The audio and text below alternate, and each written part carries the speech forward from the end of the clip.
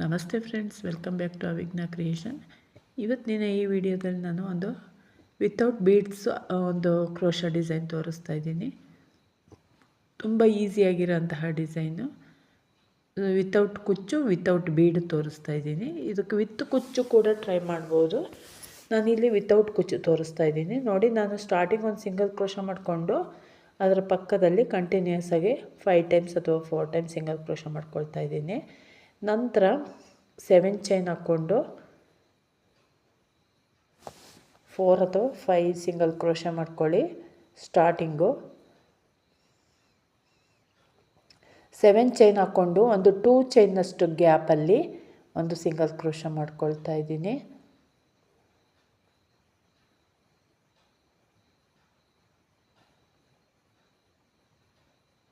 ಈ ರೀತಿ ಲೂಪು ರೌಂಡಾಗಿ ಬರಬೇಕು.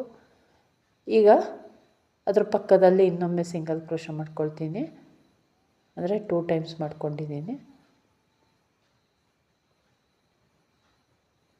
ನಂತರ ಈಗ ಡಿಸೈನ್ನ ಬ್ಯಾಕ್ ಸೈಡಿಗೆ ಟರ್ನ್ ಮಾಡಿಕೊಂಡು ನೀಡಲ್ ಮೇಲೆ ಒಂದ್ಸಲಿ ದಾರ ತಗೊಂಡು ಈಗ 7 ಚೈನ್ ಲೂಪ್ ಇದೆಯಲ್ಲ ಅದರೊಳಗಡೆ ನೀಡಲ್ ಹಾಕಿ ದಾರನ ತಗೊಬಂದು ನೀಡಲ್ ಮೇಲೆ 3 ದಾರ ಆಗುತ್ತೆ, 3 ದಾರನೂ ಒಂದು ಮಾಡ್ಕೊಳ್ಳಿ. ಅಂದರೆ ಹಾಫ್ ಡಬಲ್ ಕ್ರೋಶೆ.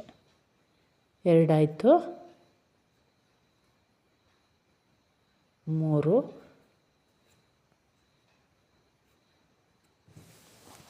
4,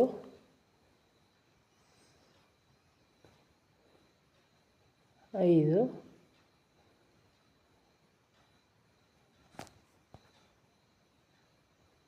6,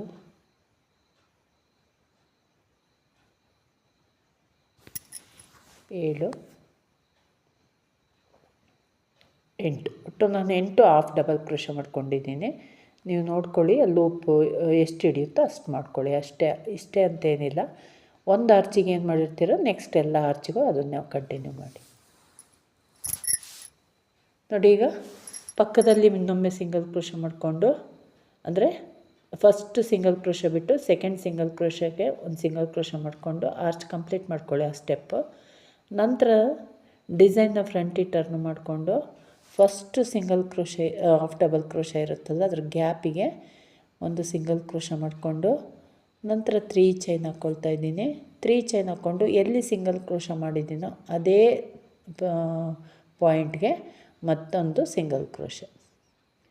ಒಂದು ಹಾಫ್ ಡಬಲ್ ಕ್ರೋಶೆ ಮೇಲೆ ಒಂದು ಗ್ಯಾಪ್ ಬರುತ್ತಲ್ಲ, ಹೋಲ್ ಗ್ಯಾಪು, ಆ ಗ್ಯಾಪಿಗೆ ನೀಡಲ್ ಹಾಕಿ ಒಂದು ಸಿಂಗಲ್ ಕ್ರೋಶ ಮಾಡ್ಕೊಳ್ಳಿ.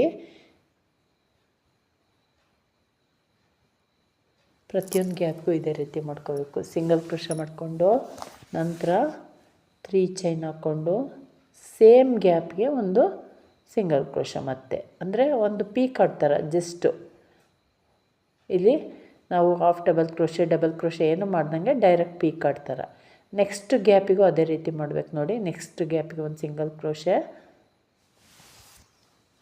ಅಗೇನ್ 3 ಚೈನ್, ಮತ್ತು ಅದೇ ಗ್ಯಾಪಿಗೆ ಮತ್ತೊಂದು ಸಿಂಗಲ್ ಕ್ರೋಶೆ. ಯೂಶ್ವಲಿ ನಾವು ಯಾವಾಗ ಮಾಡ್ಕೊಳ್ತೀವಿ ಅಂದರೆ half double crochet double crochet ಮಾಡ್ಕೊಂಡು ಮೇಲೆ ಪಿಕಾಕ್ ಮಾಡ್ಕೊಳ್ತೀವಿ. ಇಲ್ಲ, ಹಾಗಲ್ಲ. ಹಾಫ್ ಡಬಲ್ ಕ್ರೋಶೆ ಒಂದು ಫಸ್ಟ್ ಸ್ಟೆಪ್ಪಲ್ಲಿ ಮಾಡಿದ್ವಿ, ಸೆಕೆಂಡ್ ಸ್ಟೆಪ್ಪಲ್ಲಿ ಆ ಗ್ಯಾಪಿಗೆ, ಹೋಲ್ ಗ್ಯಾಪಿಗೆ ಒಂದು ಪೀಕಾಕ್ ಥರ ಮಾಡ್ಕೊಳ್ತಾ ಇದ್ದೀವಿ ಅಷ್ಟೇ.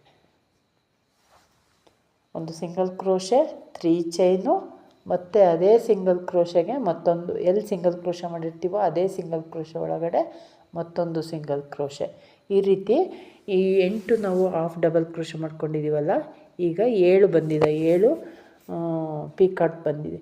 ಸ್ಟಾರ್ಟಿಂಗ್ ಒಂದು ನಾನು ಅಂದರೆ ಸ್ಟಾರ್ಟಿಂಗ್ ಒಂದು ಮಾಡಿಕೊಂಡ್ರೆ 8 ಆಗುತ್ತೆ. ನೀವು ಸ್ಟಾರ್ಟಿಂಗು ಮಾಡ್ಕೊಳ್ಳಿ, ಚೆನ್ನಾಗಿ ಕಾಣುತ್ತೆ. ನನಗೆ ಕಂಪ್ಲೀಟ್ ಆದಮೇಲೆ ಗೊತ್ತಾಯಿತು ಸ್ಟಾರ್ಟಿಂಗ್ ಒಂದು ಮಾಡ್ಕೋಬೇಕಿತ್ತು ಅಂತ. ನೀವು ಹಂಗೆ ವರ್ಕ್ ಮಾಡೋದಾದರೆ ಸ್ಟಾರ್ಟಿಂಗ್ ಒಂದು ಪಾಯಿಂಟ್ ಬರುತ್ತೆ, ಹಾಫ್ ಡಬಲ್ ಕ್ರೋಶೆಗಿಂತ ಮುಂಚೆ ಒಂದು ಪಾಯಿಂಟ್ ಬರುತ್ತೆ, ಅಂದರೆ ಲಾಕ್ ಮಾಡ್ತೀವಲ್ಲ ಅಲ್ಲೂ ಕೂಡ ಒಂದು ಪೀಕಾಕ್ ಮಾಡಿಕೊಂಡು ಕಂಟಿನ್ಯೂ ಮಾಡ್ಕೊಳ್ಳಿ. ಇನ್ನು ನೀಟ್ ಫಿನಿಶಿಂಗ್ ಬರುತ್ತೆ.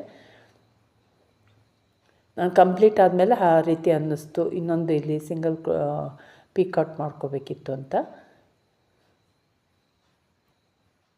ನೋಡಿ, ಈ ರೀತಿ ಬರುತ್ತೆ. ಸ್ಟಾರ್ಟಿಂಗ್ ನೋಡಿ ಒಂದು ಸ್ವಲ್ಪ ಗ್ಯಾಪ್ ಥರ ಬರುತ್ತಲ್ಲ, ಅಲ್ಲಿಗೆ ನೀವು ಒಂದು ಹಾಫ್ ಡಬಲ್ ಪೀಕಾಟ್ ಮಾಡ್ಕೊಳ್ಳಿ. ಈಗ ನೋಡಿ 7 ಬಂದಿದೆ, ಅಲ್ಲಿಗೆ 8 ಬರುತ್ತೆ ಅವಾಗ ನೋಡಿ ಇಲ್ಲಿ ಮಾಡ್ಕೊಳ್ಳಿ. ಈಗ ಒಂದು ಸಿಂಗಲ್ ಕ್ರೋಶ ಮಾಡಿಕೊಂಡು ಡಿಸೈನ್ನ ಎಂಡ್ ಮಾಡ್ಕೊಳ್ತಾ ಇದ್ದೀನಿ. ಈಗ ಮಾಡ್ಕೊಳ್ತಿದ್ದೀನಲ್ಲ, ಈ ಸಿಂಗಲ್ ಕ್ರೋಶೆ ಜೊತೆಗೆ ಇನ್ನು 5 ಒಟ್ಟು 4 ಸಿಂಗಲ್ ಕ್ರೋಶ ಮಾಡ್ಕೊಳ್ಳಿ. ಅಲ್ಲಿಗೆ 7 ಆಗುತ್ತೆ ಒಟ್ಟು ಸಿಂಗಲ್ ಕ್ರೋಶ ಒಂದು ಸೈಡಿಗೆ. ಅಂದರೆ ನಾವು ಆರ್ಚ್ ಕಂಪ್ಲೀಟ್ ಆಗೋದಕ್ಕಿಂತ ಮುಂಚೆ 2 ಮತ್ತು ಆರ್ಚ್ ಆದಮೇಲೆ 5 ಒಟ್ಟು 7 ಸಿಂಗಲ್ ಕ್ರೋಶ ಮಾಡ್ಕೊಳ್ಳಿ. ಆವಾಗ ನೆಕ್ಸ್ಟು ಆರ್ಚಿಗೆ ಕರೆಕ್ಟು ಗ್ಯಾಪ್ ಅನಿಸುತ್ತೆ ಅಲ್ಲಿಗೆ.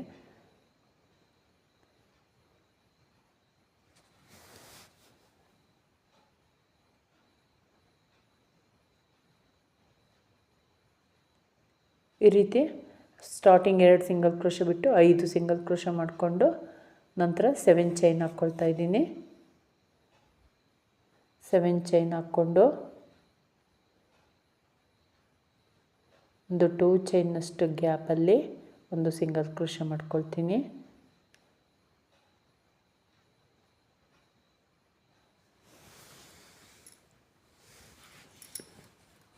ನಂತರ ಅದ್ರ ಪಕ್ಕದಲ್ಲೇ ಮತ್ತೊಮ್ಮೆ ಇನ್ನೊಂದು ಸಿಂಗಲ್ ಕ್ರೋಶ.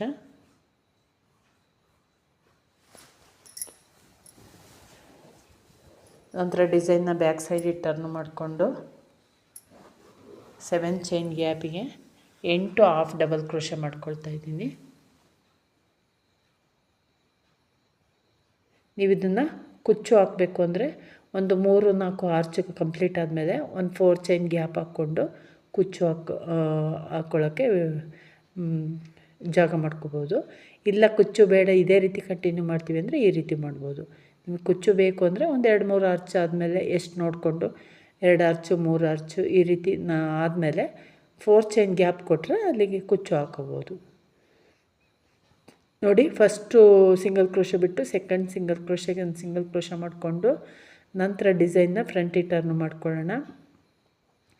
ಇಲ್ಲೇ ಒಂದು 3 ಚೈನ್ ಹಾಕ್ಕೊಂಡು ಒಂದು ಪೀಕ್ ಕಟ್ ಮಾಡ್ಕೊಳ್ಳಿ. ಈಗ ಎಲ್ಲಿ ಸಿಂಗಲ್ ಕ್ರೋಶ ಮಾಡಿದ್ದೀರಾ ಅಲ್ಲಿ, ಆವಾಗ ನಿಮಗೆ ಇನ್ನೂ ನೀಟಾಗಿ ಬರುತ್ತೆ. ನಾನು ಅದನ್ನು ಬಿಟ್ಟು ನೆಕ್ಸ್ಟ್ ಗ್ಯಾಪಿಗೆ ಹಾಕಿದ್ದೀನಿ. ಕಂಪ್ಲೀಟ್ ಆದಮೇಲೆ ಆ ಥರ ಅನ್ನಿಸ್ತು, ಇನ್ನು ಇಲ್ಲೊಂದು ಪೀಕ್ ಕಟ್ ಮಾಡ್ಕೋಬೇಕಿತ್ತು ಅಂತ.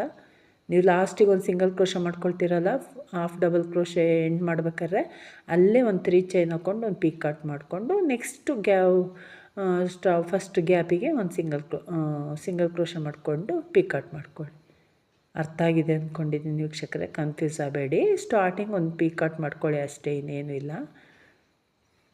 ಈಗ ಪ್ರತಿಯೊಂದು ಗ್ಯಾಪಿಗೂ ಒಂದು ಸಿಂಗಲ್ ಕ್ರೋಶ, 3 ಚೈನು ಮತ್ತು ಅದೇ ಗ್ಯಾಪಿಗೆ ಒಂದು ಸಿಂಗಲ್ ಕ್ರೋಶ ಈ ರೀತಿ ಮಾಡ್ಕೊಳ್ತಾ ಹೋಗಬೇಕು.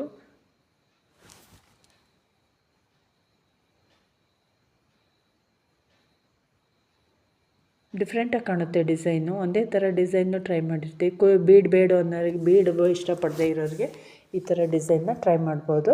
ಇದಕ್ಕೆ ಕುಚ್ಚು ಬೇಕು, ನಮಗೆ ಬೀಡ್ ಬೇಡ ಕುಚ್ಚು ಬೇಕು ಅಂದರೆ ಆ ರೀತಿ ಮಾಡ್ಕೋಬೋದು. ಒಂದು 3-4 ಆರ್ಚ್ ಕಂಪ್ಲೀಟ್ ಆದಮೇಲೆ 4 ಚೈನ್ ಗ್ಯಾಪ್ ಮಾಡಿಕೊಂಡ್ರೆ ಕುಚ್ಚು ಆರಾಮಾಗಿ ಹಾಕ್ಬೋದು. ಇದಕ್ಕೆ ಒಂದು 400-450ವರೆಗೂ ಚಾರ್ಜ್ ಮಾಡ್ಬೋದು. 400 ಮಾಡ್ಬೋದು, 450 ಮಾಡ್ಬೋದು. ಈ ರೀತಿ ಕುಚ್ಚು ಹಾಕಿದರೆ 500 ಚಾರ್ಜ್ ಮಾಡ್ಬೋದು. ಈ ರೀತಿ ಇದಕ್ಕೆ ನಾವು ಯಾವ ರೀತಿ ವರ್ಕ್ ಮಾಡ್ತೀವಿ ಅನ್ನೋದ್ರ ಮೇಲೆ ಡಿಪೆಂಡ್ ಆಗಿರುತ್ತೆ. ಕುಚ್ಚು ಹಾಕದೇ ಇದ್ದರೆ ಒಂಥರ ರೇಟು, ಕುಚ್ಚು ಹಾಕಿದರೆ ಒಂದು ರೇಟು ಬೇರೆ ಆಗುತ್ತೆ. ಆ ರೀತಿ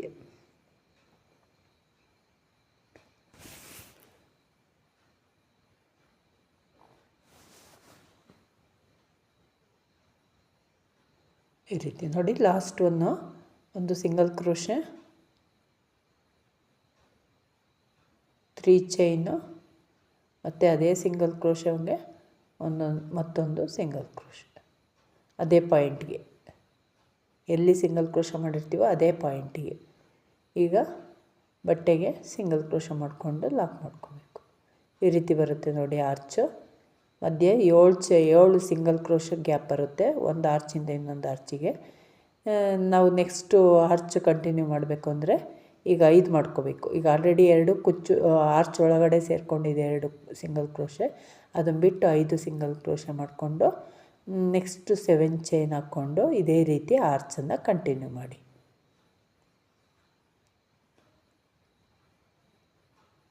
ನೋಡಿ ಕಂಪ್ಲೀಟ್ ಮಾಡಿ ತೋರಿಸ್ತಾ ಇದ್ದೀನಿ. ಕಂಪ್ಲೀಟ್ ಆದಮೇಲೆ ಈ ರೀತಿ ಬರುತ್ತೆ. ನಾನೀಗೊಂದು 3 ಆರ್ಚ್ ಕಂಪ್ಲೀಟ್ ಮಾಡಿದ್ದೀನಿ.